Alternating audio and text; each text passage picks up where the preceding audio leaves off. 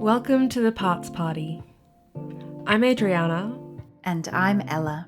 And this is your invitation to hang out with us and our beautiful guests as we explore the lived experience of internal family systems. We want to share in our common humanity as humans who have multiple parts within us, so we can show you what it really is to honour this model of therapy in our own lives.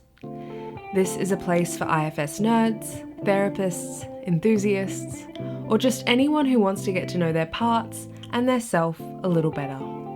So grab a soft drink for your little ones, a tea for your manager parts, and maybe something fancy for your firefighter parts. Because all parts are welcome.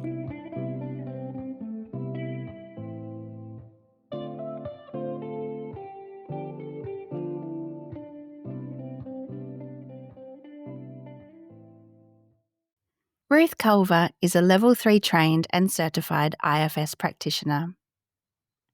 Originally an events manager turned clinical hypnotherapist, she now focuses purely on IFS, often through somatic and creative integrations. Ruth is based in Brighton, UK, where she works with adults and adolescents, as well as offering experiential workshops and trainings, both in person and online.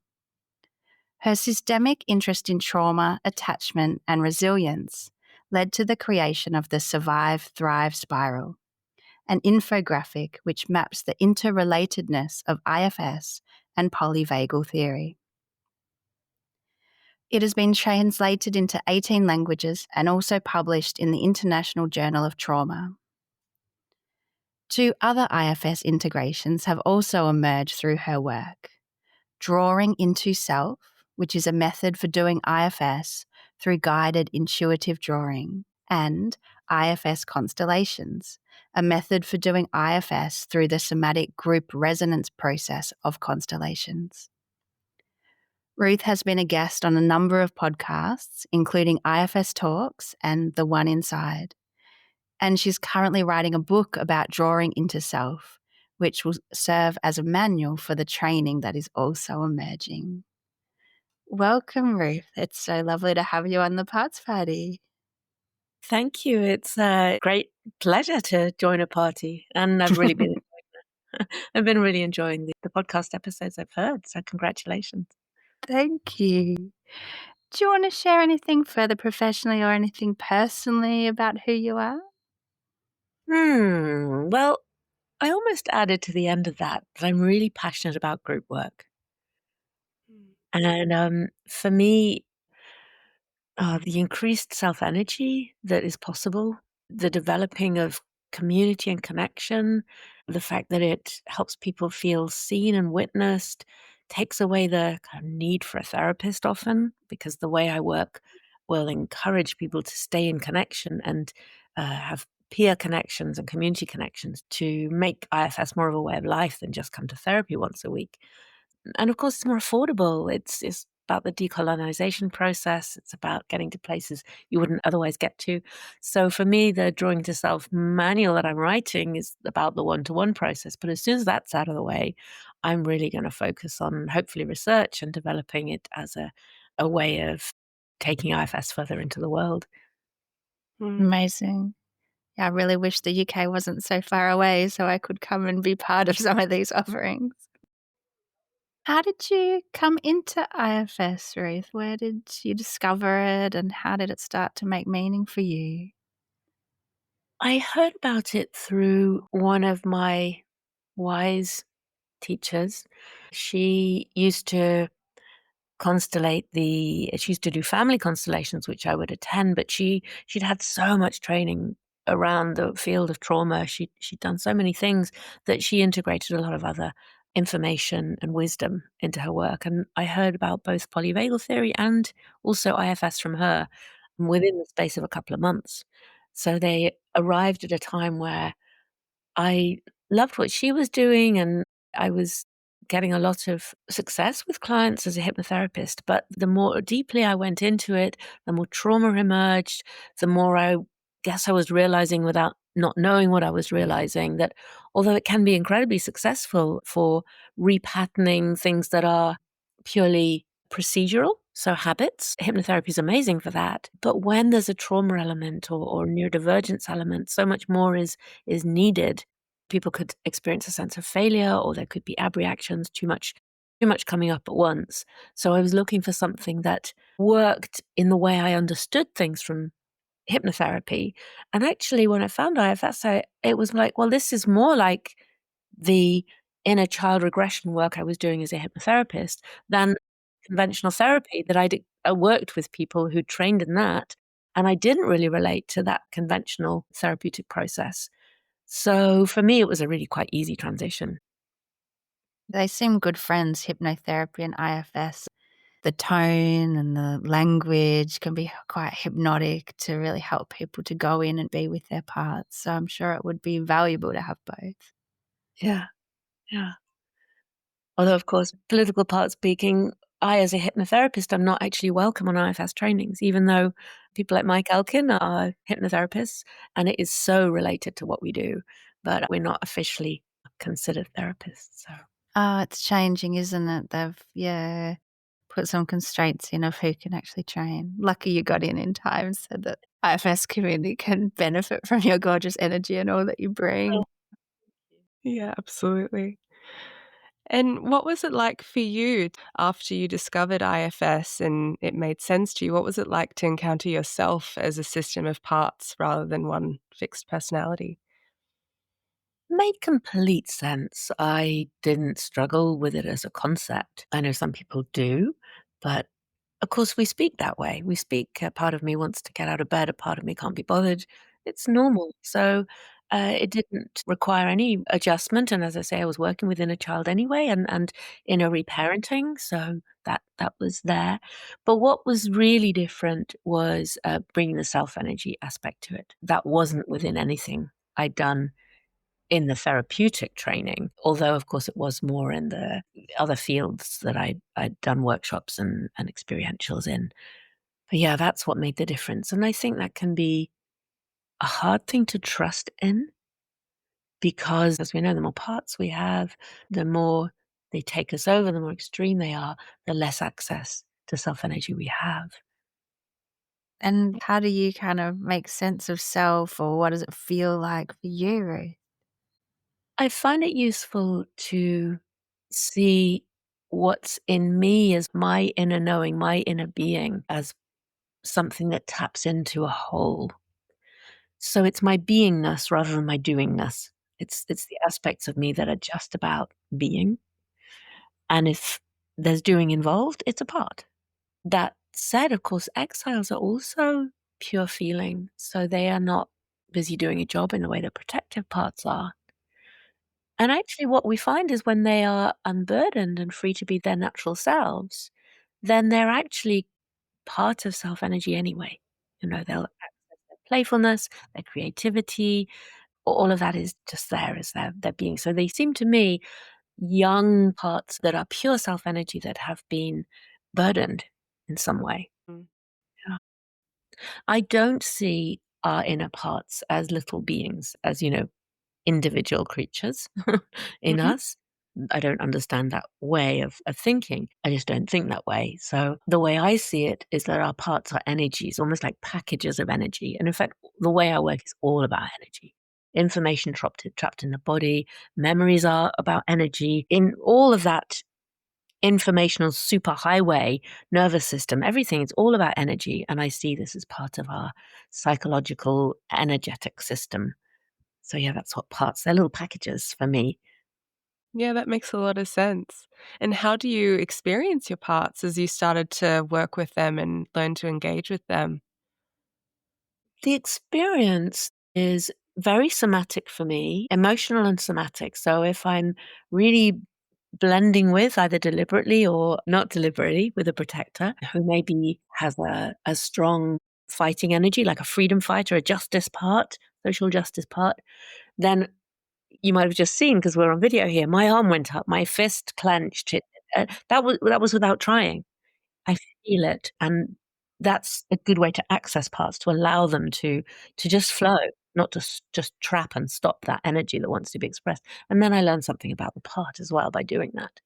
And it may be emotional, it might be motion, movement. all energy, of course.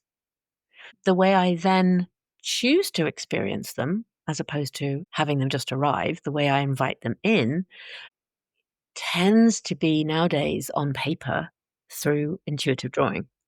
So I will say if I'm feeling the same part, this energetic freedom fighter, in order to unblend from it and get to know a little bit more about it, I will sit with a big piece of paper and my pastel crayons and connect to it in my body, feel the feeling of it, and then just let that energy, that feeling, that movement choose a color for itself, and then let that flow from that place in my body down my arm onto the page. And it shows itself as a big scribble or a tiny dot, or another part might come in, of course. If there's maybe some grief perhaps there, then that might take over, or it might be blocked by a numbing, and I'll become aware of the numbing and then let that choose a color, unblend it onto the page. So I found it a really useful way for me to connect with my own parts, much easier than going inside, when particularly when I'm on my own, if I'm unaccompanied. And I also find it's wonderfully useful for the young people I work with, people who with complex systems, neurodivergence, very extreme parts. It really helps the unblending to put it on paper and then come into relationship with it. How do I feel about that part? Well, there's some more arriving, or I start to be curious and listen to it. Mm. Amazing. As I listen, there's parts going, "Oh, that sounds so helpful and will be so fun," and I'm sure you get this all the time, so cliched, but there's a part going, "Oh, I can't do that. I can't draw. I can't put it on paper. It's gotta look like something." So, can hear that one too. All the time, Ella. And what I always say, I call it somatic scribbling or spontaneous scribbling. So although drawing itself is the kind of official name, if I'm out there in the world, if I'm working with a young person, I won't call it drawing. I'll just say we could kind of express some of that feeling on paper if you wanted. And it takes away from the automatic feeling of drawing. But then if there's any hesitation, I'll say, oh, and of course, this is not about creating a drawing. It's just about scribbling. It's not you don't even have to try and draw a flower or a tree or anything. In fact, it's better if you don't. It's better just Mm. to scribble, because then we get more information about how it really feels rather than trying to fit it Mm. into a box of this is this and that is that. So actually, if you can scribble, you can do this. It's so interesting Mm. as you talk. Every time you say the word drawing, I feel this, like, coming up energy, and every time you say the word scribbling, I feel this, like, "Oh, I can do that." Yeah, it's almost like giving those thinking parts that really sometimes like to take over in the talk therapy model, giving them a bit of a break, or they have nowhere to hide because they're so you can tell if they're focused on getting the drawing right rather than just scribbling. So it's just letting them be front and center and acknowledged. Yeah, it's true, and you can spot them on the drawing so easily. So, for example, if we're doing a gathering of parts and they're all kind of a similar size and shape, I'm thinking, well, there's no way that a big, wild, angry part is the same size and shape as a perfectionist or whatever. So I'll just bring attention to that and say, oh, that's curious. You notice that they're similar size and shape. How does that feel to you? Oh, well, it feels nice that I can see them all. Oh, great. So it's a part who wants to be able to just kind of have them a little bit understandable and calm. And oh, look, there's a part. And it's often a top line manager that's busy doing something to keep the world manageable and containable. What about a more specific example, Ruth? Is there something you'd be willing to share around how a part has shown up for you in a way that's helped you get to know it through a trailhead, or what Dick calls a tormentor? Yeah. By chance, my drawing pad is right next to me. And I'm just looking at some of my drawing things. What could I share? This one's only got two parts on it. Who are they? Let's have a look. Okay, so this is around parts around eating. I've had some long-term chronic illness problems, which makes food a bit of an issue for me. So I have a lot of parts around eating. And this drawing, just describe it. There are only two colors, maybe there's three, one we can't see. There's a lot of blue all over the center, and it kind of goes up and down and up and down. And I remember drawing this as the hand went slowly and gradually covering a lot of the page. And this one, I've written down its words, and it says, I just want some peace. And it says, gently but strongly. So this is how this one moves, gently but strongly. Just no more. I want some peace. It's like a just stop. And then the green one, which is like a U shape container around it, it says, I never want to have to eat again. I want to live on air. Mm.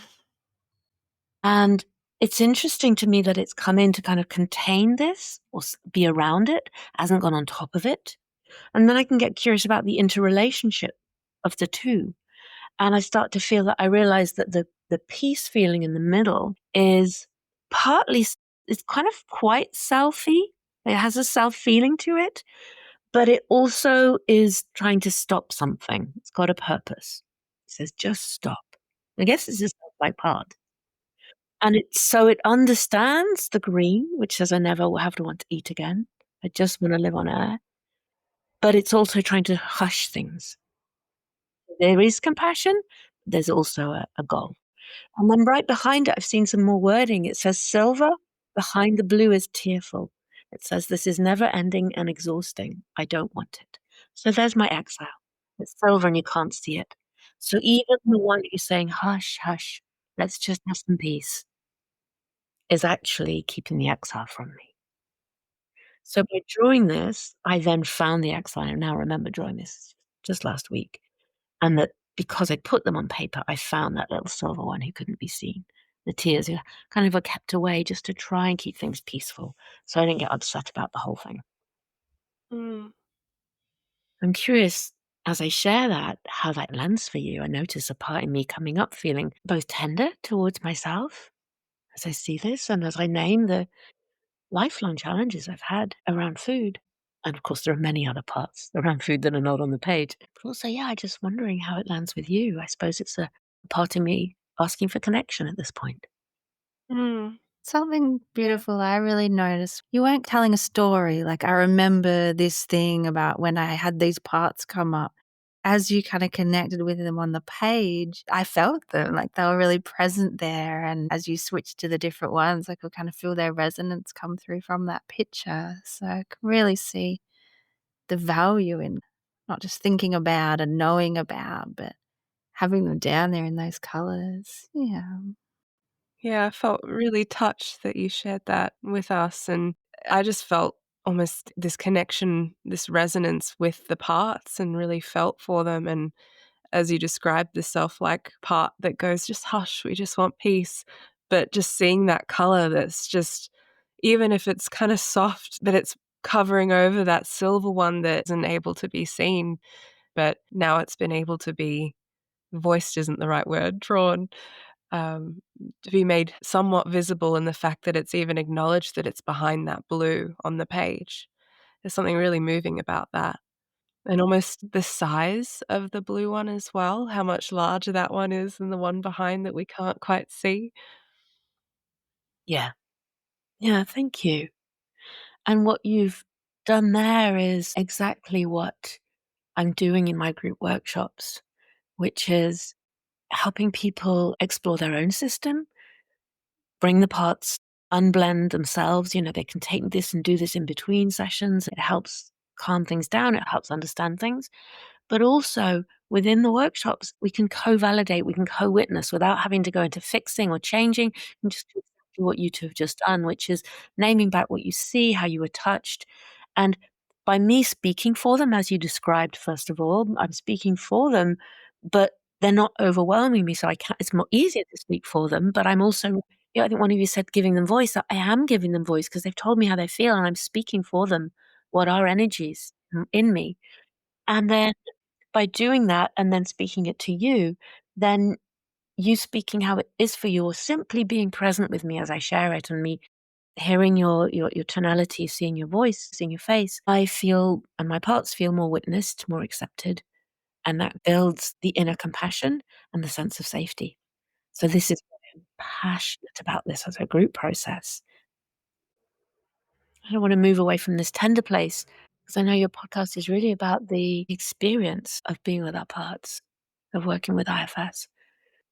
So I will then link tenderly, I think, rather than I had a part coming in to link factually to something. So I'll tell you about linked to it from this place, that I did a little bit of work with the wonderful peace-driven community group run by Jenna Knapp, I think her surname is. She works in El Salvador and various other places working with people in war zones. She asked me to do some experiential work with some of the people volunteering on her program. What was reported back was people in desperate straits being able to be with things that they hadn't been able to be with before because they've been able to put it on paper and because they've been able to share in community about unspeakable war situations. So that's where I want my work to go. It's very beautiful. There's something before when you were talking about group work, and now something I'm just noticing as you're talking about this.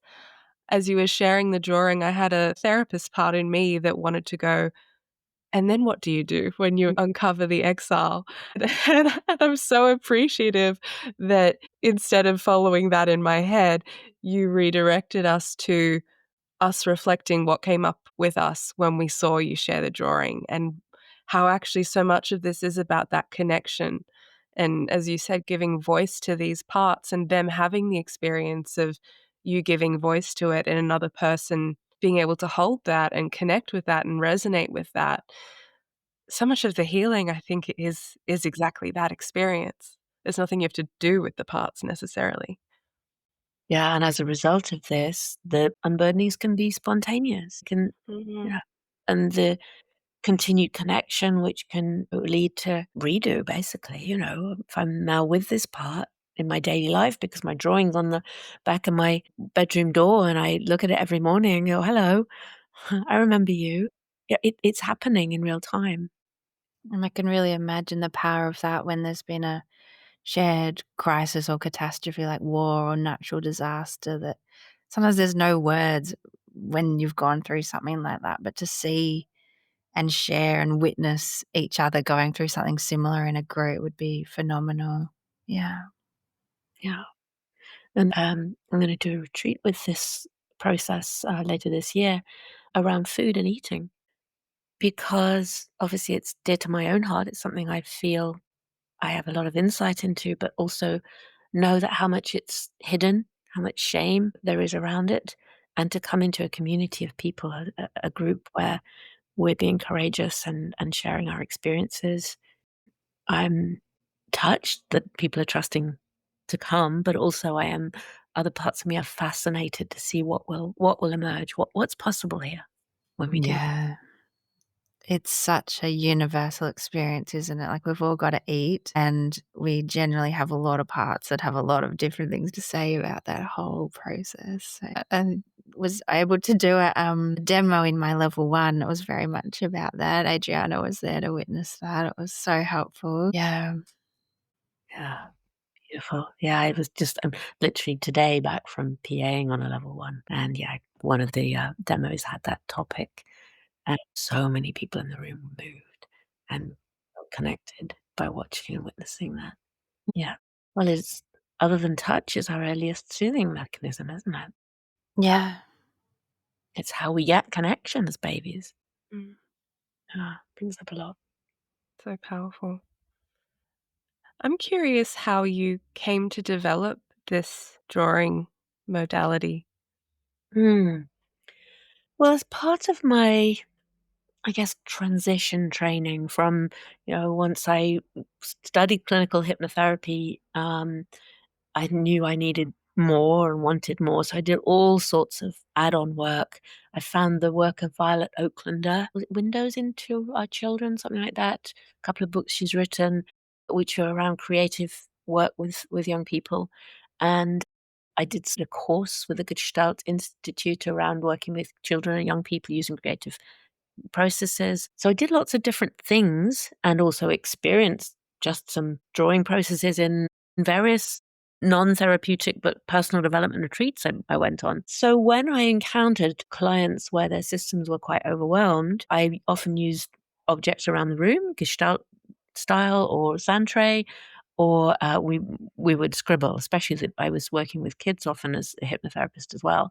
We would often scribble on paper or do drawings. Sometimes there were more literal drawings in those days. And then when I found IFS, it was just automatic and easy to transfer that into the sand tray, work in the sand tray and with the IFS protocol and with the drawings. And that was around, I was doing it just a little with one-to-one clients where they had a lot of extreme parts. And then lockdown happened. We went online. And of course, there was just so much more. Everything became more extreme. People had overwhelming feelings.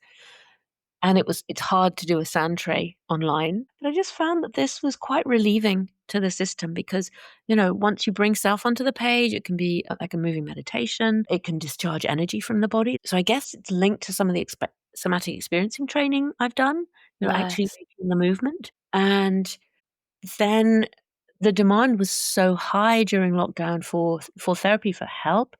And I couldn't do my constellations workshops, which was the way I worked with groups then, only that way. So I just decided, well, okay, I'll just try it because I have some very courageous, let's just try it parts. And I set up an 8-week group for 8 people and just invited people to come and do intuitive drawing together. And during lockdown, I did 15 cohorts. They would just fill immediately. And increasingly, therapists and then IFS therapists would turn up. Then once that happened, they wanted me to teach them. And so I didn't want this to be a teaching thing, which is very experiential. So then I started working on it being a training and writing this book, which is taking time, but it shows me how this is more than just mapping on paper. There's a lot more there. Yeah. Amazing. Then on the flip side, I had a supervisee today that is working with someone that, we regularly get these people that can't connect to the idea of parts, but they clearly have a lot of quite distinct parts. And we were talking about, well, let's get out Ruth's Survive, Thrive. Why don't you just talk to them about which polyvagal state they're in? And because this person was very scientific, so they can connect to it without feeling like it's too strange. And so it sounds like you've got kind of all bases covered there, Ruth, from the scientific to the let's just draw it on the paper. Yeah, I mean, I didn't really want to be a scientist. I studied sciences and wanted to be. I actually wanted to be a surgeon, and I have very distrusting parts. Want proof, want evidence, want to understand the system. So once I found polyvagal and IFS at about the same time, and I was working with groups doing constellations, and I was trying to support people to map their own nervous system. And I was working with Dan Siegel's window of tolerance, but it didn't make any sense to me, that graphic where the tolerance area, the area where it's okay is in the middle, but you don't go from a collapsed state, a hypo-aroused state. You don't go through regulation to get to the top of hyper-aroused. It doesn't work. So I just started mapping it differently on a page, and then this arrived because I wanted to understand how the parts were either hypo or hyper and put them side by side and put it on a Facebook group, which was it was just a closed Facebook group about something like bringing IFS and polyvagal together. And somebody took it from there. I think it was like Psychotherapy Excellence magazine, took it out and posted it on their page, which had hundreds of thousands of followers without my permission. And it wasn't ready. It wasn't complete. So unfortunately, there's a lot of unfinished versions out there on the internet. And it just went bonkers, went viral. So hundreds and hundreds of thousands of downloads, even from my website, never mind anywhere else, being So shared. cool. Must have been a parts party though, when all of a sudden it was kind of unleashed into the world. Yeah. It was. So I think I'm on version 3 or 4 now as I understand more. Yeah, maybe take things off that are a little bit, misleading, or there's certain things on there, like I think I might have taken it off, but I had narcolepsy on there for a while because I would see I met several clients who were officially narcoleptic, but it was actually a part taking them out, taking them into full shutdown because it was the best way to avoid the trauma. Mm.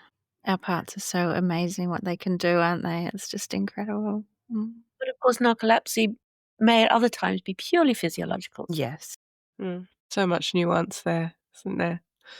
That overlap, because of course it is, parts can interact with our physiology, but then of course there are physiological things that we don't know for sure are to do with parts or not. So there is nuance and distinction we need to make sometimes. There's no question that if we've got a pain of some sort, we're going to have parts up around it, either reacting to it or making it worse or recruiting it, or as a result of it, there's always part around pain. Mm. I really appreciated in that spiral the I statements in the middle, the I am or I can or I can't. There's something about that that I feel like you can kind of notice the parts that gravitate towards a particular phrase. I noticed in myself the ones that go, no, I can't do that. Or even Ella before when you were saying, oh yeah, drawing, that sounds great for other people, but there's no way I could do that. Yeah, and noticing that in the spiral where you're at. Would it be useful just for me to just say a little bit about it? Please. Yeah, so in quite a lot of detail, we've got polyvagal theory down one side, and we've got IFS down the other side, showing how they map across. But down the middle, right at the bottom, there's a little semicircle of dark green, and it's a semicircle because it's to show that there's the self in us, but then the other half of the circle is underneath, is everywhere, the universal self that we're connected to, Mm. nature or ground or spirit. And that's I am. So it's what I was saying earlier about just the being.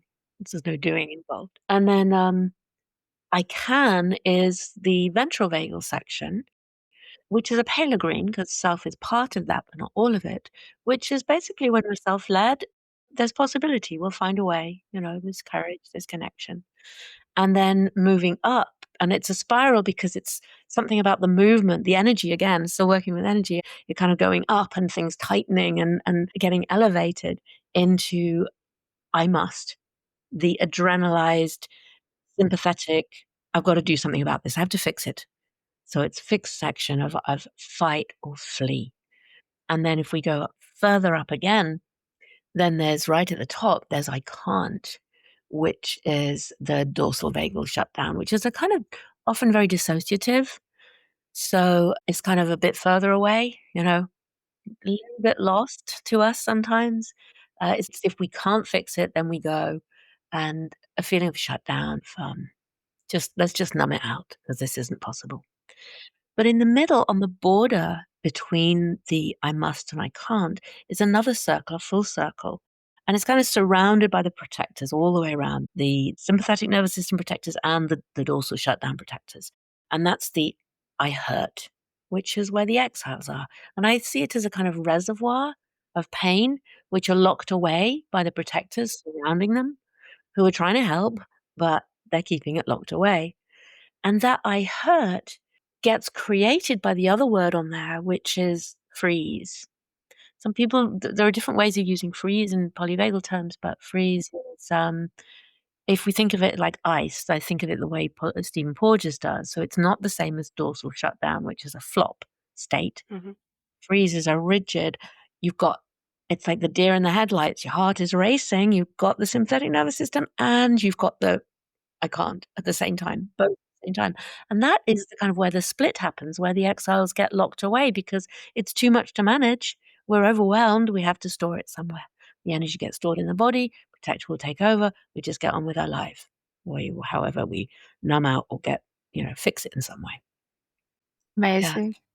As words, sometimes people just fold the whole thing over, get rid of all the psychoed, and just use those words, just the central bit.